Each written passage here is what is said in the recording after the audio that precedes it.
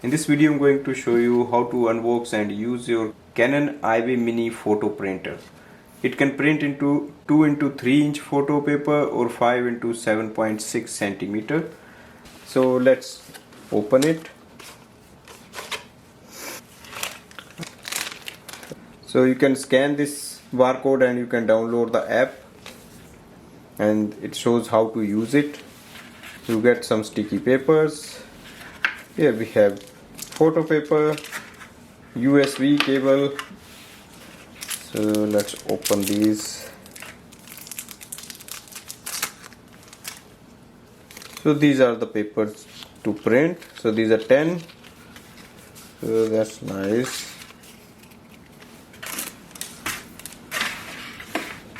The first thing is to charge it. So let's plug it in. So it is charging. So red button is there, so we will wait for the complete charge before we start using it. Now go to your iPhone and switch on the Bluetooth. So you have to download the Canon MiNi print app. Let's press the power and see if it's working. Once you switch it on, the light will flash and it will stay on after some time. So let's add our printer. Click next, next, next, next, and on the main screen we have to. So click on the top, add a new printer, click plus button. So here we can see our mini printer, Canon FDDE Mini. Click on it. So that's a wireless printer. Instantly it adapts here.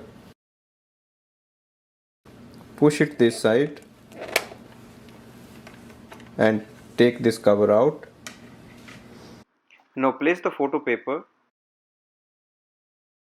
The glossy face should be facing outside towards the cover.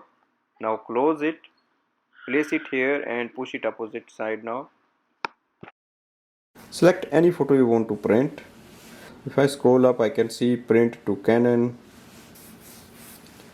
So just wait.